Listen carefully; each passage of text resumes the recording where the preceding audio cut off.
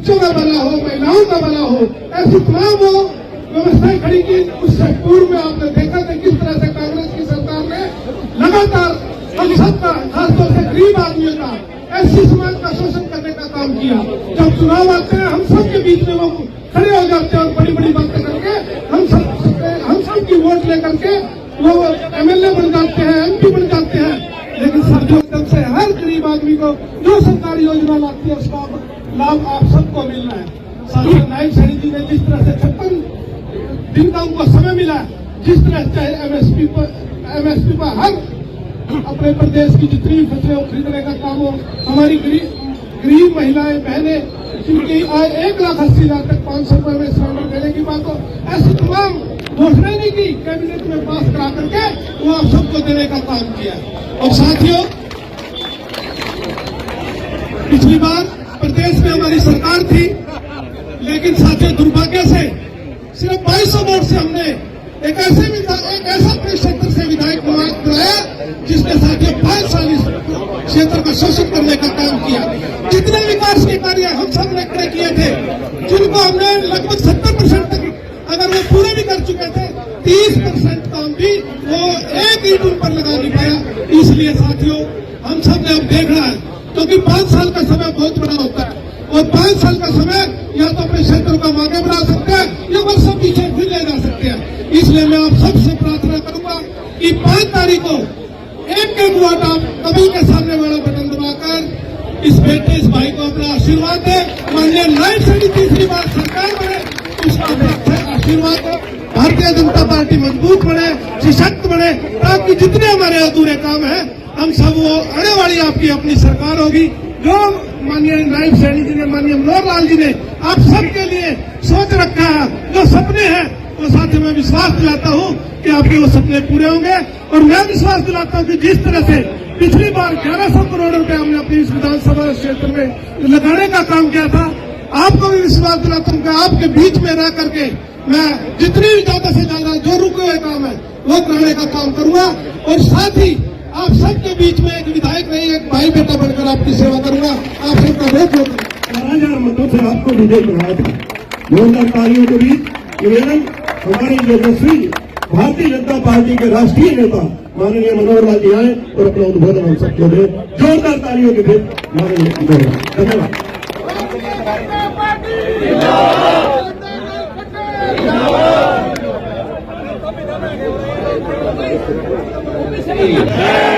भाई के में दम दिखाओ। भारत माता की, भारत माता की। आज का ये अवसर बहुत ही एक महत्वपूर्ण अवसर है। यहाँ के इतिहास में एक विशेष दिन जुड़ने वाला ये अवसर है। आज हरियाणा विधानसभा के जो इस समय प्रत्याशियों के नामांकन चल रहे हैं, उसी कड़ी में नीलोखेड़ी विधानसभा से हमारे श्री भगवान दास जी कबीरपंथी, जो यहाँ से पूर्व में भी विधायक रहे हैं, उनका ये नामांकन का ये दिवस। इस अवसर पर सबसे पहले मैं आप सबको बहुत बहुत शुभकामना और बहुत बधाई देता हूँ। भाई बहनों, आज के इस अवसर पर हमारे इस क्षेत्र के सभी नेता यहाँ उपस्थित हैं और हमको इस चुनाव में सहयोग करने के लिए, भगवान दास जी को आशीर्वाद देने के लिए विशेष तौर पर हमारे श्री सतीश गौतम जी सांसद उत्तर प्रदेश से यहाँ आए हुए हैं। उनकी देखरेख में ये पूरे करनाल की 5 विधानसभाओं का काम हमारे सुभाष गौतम जी सांसद है स्वयं। मैं भी एक सांसद होने के नाते आप लोगों का अभिनंदन करता हूं, क्योंकि मेरे जिम्मे में पार्टी और भी कुछ काम लगा के रख रही है। शायद उतना समय जितना मुझे इस लोकसभा में देना चाहिए उतना तो शायद नहीं, लेकिन आज मैं आपके बीच में आया हूं। फिर से आपके बीच में समय समय पर आता रहूंगा। चाहे अन्य हमारे प्रमुख स्थान है, नीलोखेड़ी है, और भी जो बड़े बड़े गांव हैं, उस नाते से एक बार जरूर मेरा एक चक्कर लगेगा। लेकिन आज तो मैं प्रारंभ में एक अपील करने आया हूं और हमारे जो अन्य स्थानीय यहाँ के हमारे चाहे मंडल अध्यक्ष हैं श्री महिपाल राणा जी हैं, प्रवीण गुप्ता जी हैं, करवीर शर्मा जी हैं, बलवीर मराठा जी हैं, फिर हमारे बहुत पुराने कार्यकर्ता जैसे गुरमेश गंगत जी यहाँ बैठे हैं, अमरनाथ सौदा जी हैं, किसान नेता हमारे राजेंद्र आर्य जी, ये भी बहुत प्रमुखता से यहाँ इस राज्य में काम कर रहे हैं। हमारे कृष्ण गर्ग जी हैं जो इस विधानसभा के प्रभारी हैं, करनाल के आप रहने वाले हैं। फिर शिवनाथ कपूर, कई आदमियों के बराबर एक ही आदमी है।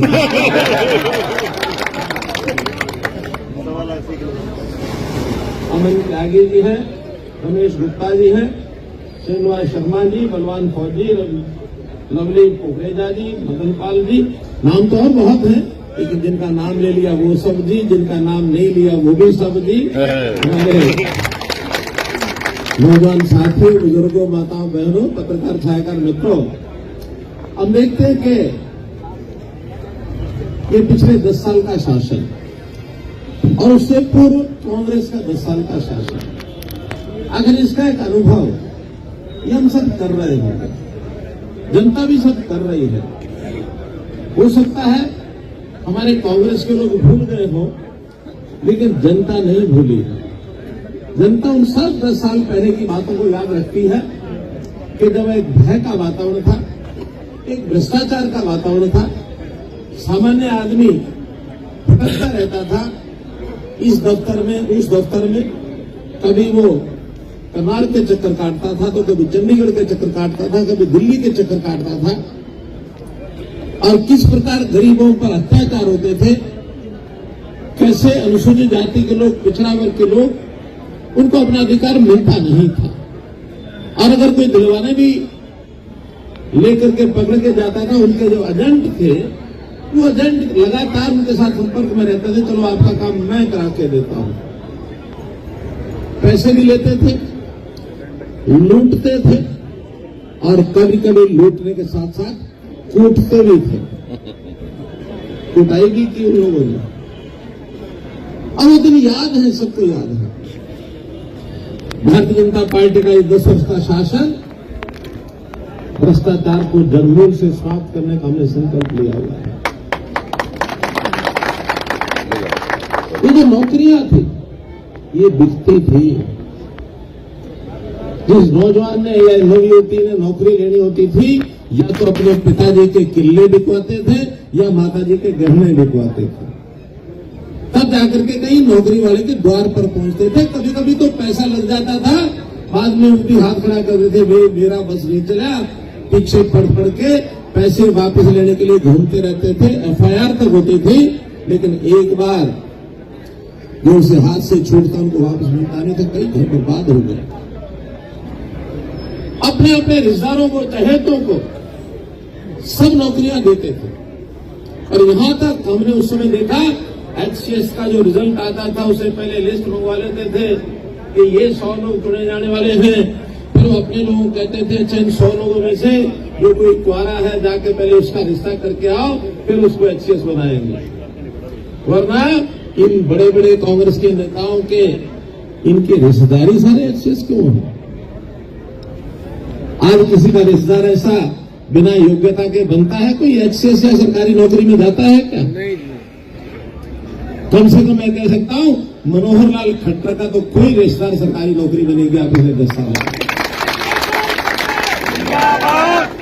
नौकरी तो क्या, अगर मैं बहुत लोगों से पूछ लूं कि भाई मनोहर लाल के भाइयों का, बहनों का नाम ही बता दो, नहीं तो ये चुन्नू मुन्नू सारे चौथे फ्लोर पर लगे रहते थे।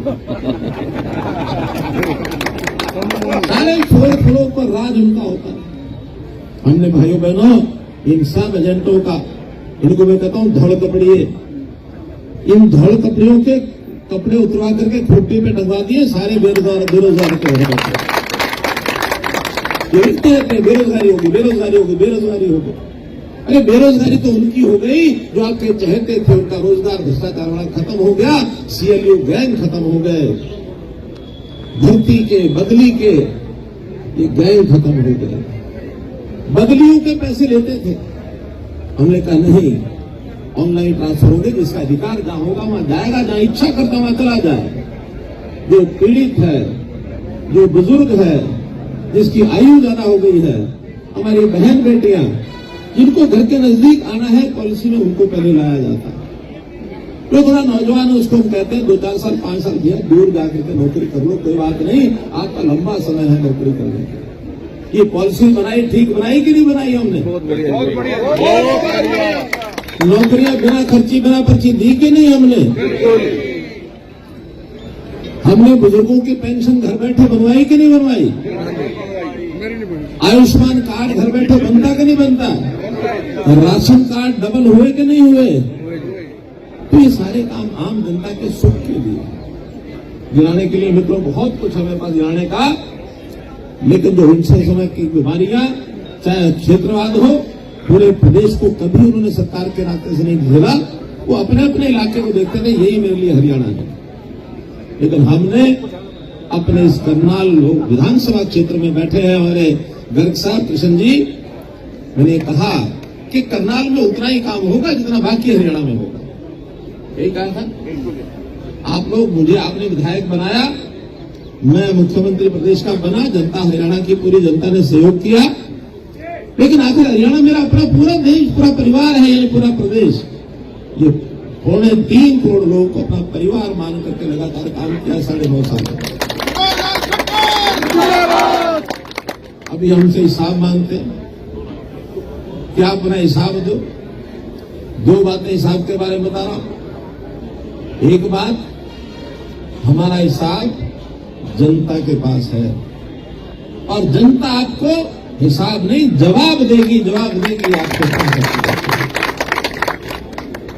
दूसरी बात, हमारे नए मुख्यमंत्री भले वो 6 महीने के लिए मुख्यमंत्री बने, लेकिन काम का अवसर सिर्फ उनको 2 महीने का मिला, श्री नायब सिंह सैनी। और नायब सिंह सैनी जी ने अपनी रफ्तार, अपनी गति इतनी तेज बढ़ा दी कि मैं आज उससे प्रसन्न हूं कि मेरे से भी ज्यादा तेज गति उनकी है। 2 महीनों में 126 काम नए उन्होंने किए हैं। अरे हम ये 2 महीने के 126 काम आपके 10 साल पर तो ये भी भारी पड़ते हैं। 10 साल की तो बात ही क्या करते हैं। हमारे 2 महीने के काम, ये भी आपके जो 10 साल थे, यानी 2004 से 2014 तक, उस पर भारी पड़ते हैं, उस पर भारी पड़ते हैं। आज किसानों को उनका कोई नुकसान हो जाए, भरपाई, क्षतिपूर्ति भरपाई फोटो पर जाकर लिख देते हैं कि मेरे खेत में नुकसान हो गया और इसका मुझे मुआवजा मिलना चाहिए। तुरंत हमारे सरकारी कर्मचारी, चाहे पटवारी जाए, चाहे तहसीलदार जाए, जाकर चेक कर लेता है कि बात ठीक है और तुरंत उनको पैसा उनके खाते में पहुंच जाए। हमारे यहाँ 10 साल का मुआवजा उनके 10 साल के मुआवजे से 11 गुना है, 11 गुना। उनका कुल मिलाकर के 10 साल का मुआवजा था 1100 करोड़ और हमारा ये 10 साल का मुआवजा हो गया 13,000 करोड़। ये किसानों को 13,000 करोड़ का मुआवजा दिया है। उनके 2 रुपए के चेक थे उनके हमारे किसान नेता बता रहे हैं 2 रुपए के चेक देते थे। 2 रुपए के चेक हमारे पास उसके फोटो आए हुए हैं। लेकिन हमने आने के बाद तय किया कि अगर 1 एकड़ में 10 हिस्सेदार भी है ना, और उनका मुआवजा अगर कम बैठता है एक हिस्से का, तो हर एक हिस्सेदार को न्यूनतम 500 रुपया जरूर मिलेगा, चाहे 10 हिस्सेदार 5,000 का जाएगा तो जाएगा। क्या करेंगे? बहुत बढ़िया। 500 रुपए से नीचे किसी को चेक नहीं मिलता, चाहे छोटा सा हिस्सा भी, 1 कनाल भी अगर उसका हिस्सा तो भी। तो मित्रों, किसानों को फसल बेच के आते हैं, 72 घंटे के अंदर अंदर जो राशि है, जो पैसा है, सीधा उनके खाते में पहुंचता है।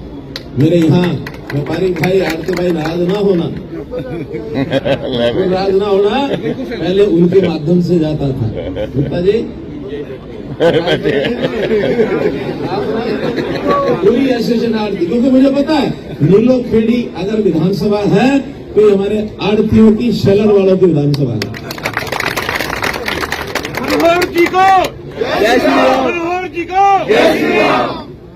देश भर का सबसे ज्यादा धान वो कहाँ होता है? वो इस नीलोखेड़ी विधानसभा में होता है। और केवल धान नहीं, क्वालिटी का धान, त्रावणी की बासमती दुनिया में प्रसिद्ध है, दुनिया में प्रसिद्ध है। मेरे पास अभी पिछले दिनों में बासमती के कुछ व्यापारी आए कि हमारा एक्सपोर्ट बंद हो गया। क्यों बंद हो गया? इसलिए बंद हो गया कि भारत सरकार ने उसके ऊपर एक MSP लागू कर दी कि $80 प्रति क्विंटल, इससे कम आप एक्सपोर्ट नहीं करोगे। ऐसा ही था ना? ऐसा ही था ना? आपकी जानकारी के लिए अभी कैबिनेट मीटिंग हो गई है और उसमें वो जो 80 रुपये वाली लिमिट है समाप्त कर दी है।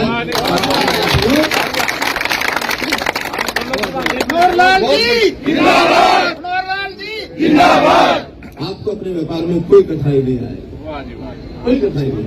और इसमें हमारे किसान का भी लाभ है, हमारे व्यापारी का भी लाभ है, क्योंकि किसान भी चिल्लाता है मेरा बासमती अब वापस 2-2.5 हज़ार पर आ गया। मेरे उसका रेट ज्यादा मिलता था, इसलिए ज्यादा मिलता था कि व्यापारी को एक्सपोर्ट करने का मौका मिलता था। अगर व्यापारी को एक्सपोर्ट करने का मौका मिल गया, किसान को भी रेट ऊंचा हो गया, तो दोनों को लाभ हो गया। और बासमती भाई लोकल यहाँ जाए इसमें खाना है, वो 30 रुपये किलो भी खा लेगा, 40 भी खा लेगा, 50 रुपये किलो भी खा लेगा, उसको बासमती वाले को फर्क नहीं पड़ता। आम आदमी का चावल का रेट वही है जो पहले था, वो भी उसको BPL वाले को तो फ्री मिलता है, 25 रेट हो जाए कोई दिक्कत नहीं। तो मित्रों, मैं तो ये कह रहा हूं कि इस 10 साल में अभूतपूर्व काम हुए हैं और हमने काम करते हुए शोर नहीं बचाया। कभी ये नहीं कहा कि हमने ये कर दिया, ये कर दिया, ये कर दिया। हमारी क्रांति ये मूक क्रांति है, मूक क्रांति। मूक क्रांति मतलब समझते हैं? चुपचाप चुपचाप चुपचाप खामोशी से काम। वरना इतने पोर्टल हमने चालू किए हैं, अब किसी को किसी अपना लाइसेंस रिन्यू कराना है तो अपना जा करके कंप्यूटर वाले दफ्तर में चले जाओ, मेरा लाइसेंस रिन्यू कर दो, आधा घंटा बैठो, लाइसेंस रिन्यू करा करके ले आओ। आपने अपना पासपोर्ट रिन्यू कराना है, जाकर के 1 घंटा बैठो, रिन्यू करा के ले आओ। लाइसेंस की कमीशन कितनी होती थी? ये जो गाड़ियों को अपने परमिट का रिन्यू कराना होता था, क्या माफक लगती थी। छोटे से लेकर बड़े तक सबके रेट बने हुए थे। अब किसी को पैसा देना पड़ता है? नहीं देना। खट्टर साहब, मैंने NDC अपने फोन से निकाल ली है। अपने फोन से निकाली, अपने फोन से घर बैठे। अब ये मूक क्रांति है। कांग्रेस वाले लोगों के काम एक करना, शोर 100 का मचाना। नीचे जमीन पर कुछ होता नहीं था। टीवी पर दुनिया भर के पैसे खर्च कर Haryana number 1, Haryana number 1, Haryana number 1 चलता रहता था। नंबर 1 वो किस चीज में होता था? अत्याचार में नंबर 1 होता था, महंगाई में नंबर 1 होता था। महंगाई के बारे में बोलते मैं एक आंकड़ा बताता हूं। इनके समय में 2006 से लेकर के 2016 तक 10 साल में जो थोड़ा कर्मचारी वर्ग है वो समझता होगा, एक उसके अंदर DA की किस्त लगती है कर्मचारियों को, लगती है ना? 2 बार साल में जी, साल में 2 बार लेती है, लेकिन 10 साल बाद उसको जीरो करके उसमें कंज्यूम कर देते हैं। 2006 में जीरो थी और 2016 में बढ़ते बढ़ते उसकी जो रेट हो गया था वो 126 हो गया। बिल्कुल हो गया। 10 साल 2006 से 2016 से आज 2024 8 साल बीत चुके हैं और 8वें साल की भी 50 दोनों किस्तें लग चुकी हैं। 2024 की जनवरी और जुलाई, अभी तो केवल 2025 की 2 लगनी बाकी है, 26 में फिर जीरो हो जाएगा।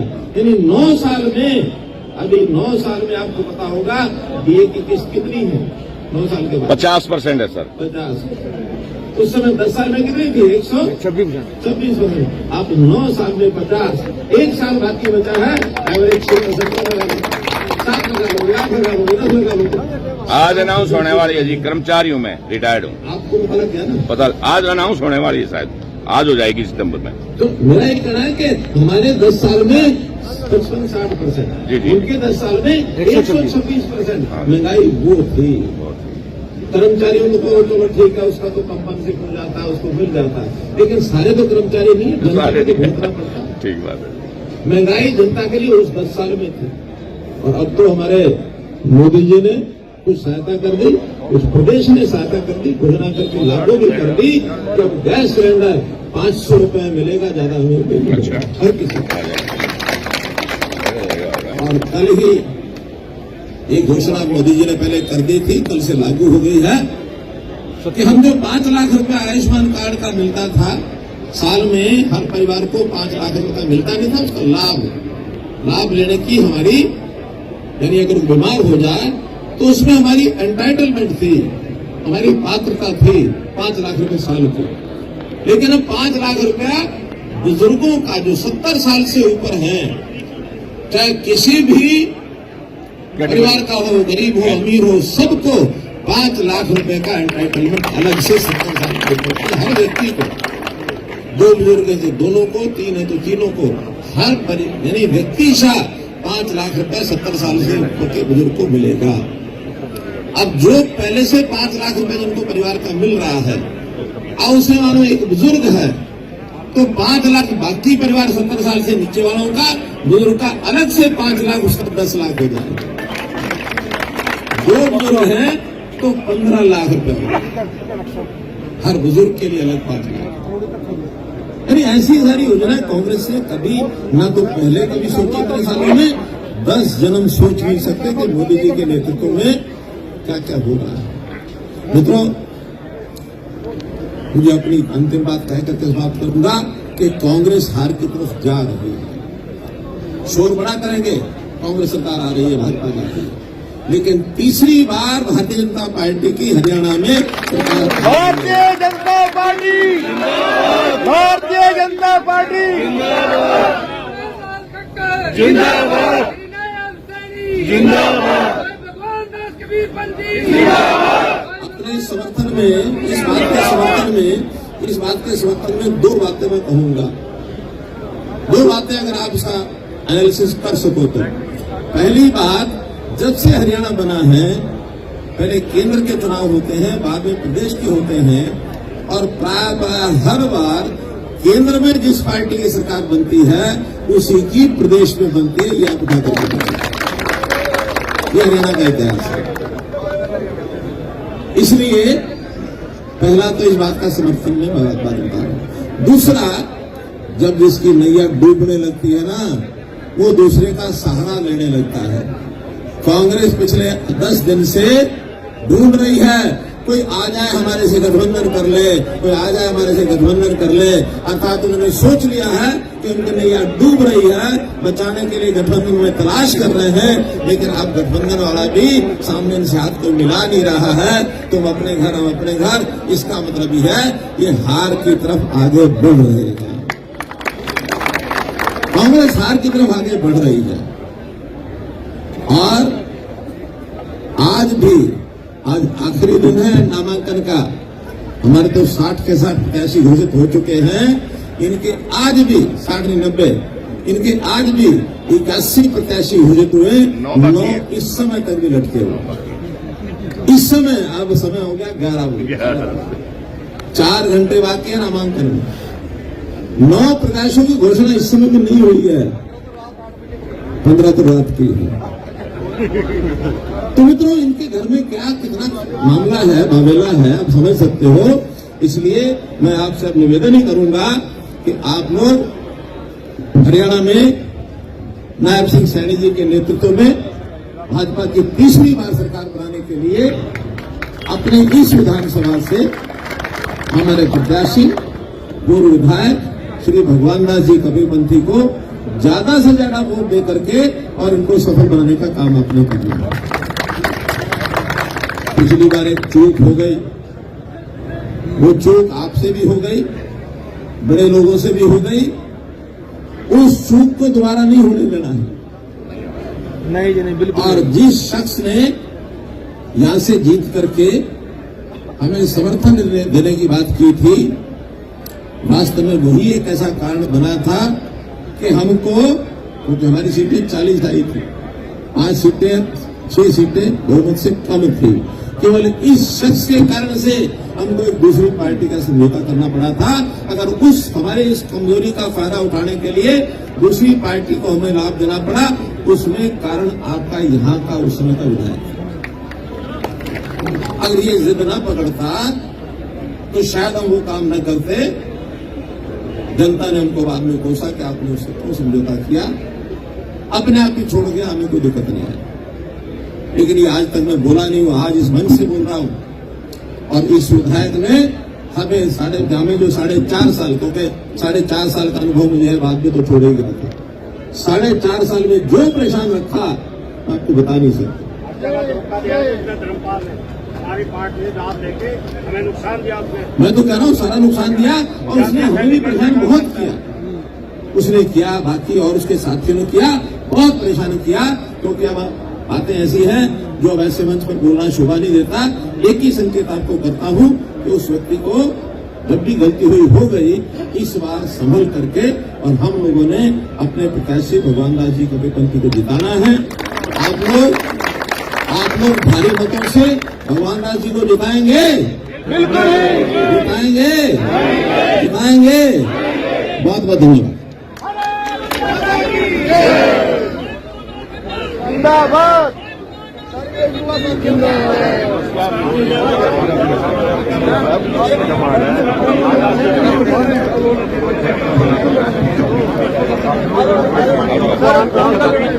एक तरफा माहौल है जी, नीलो गढ़ी में एक तरफा माहौल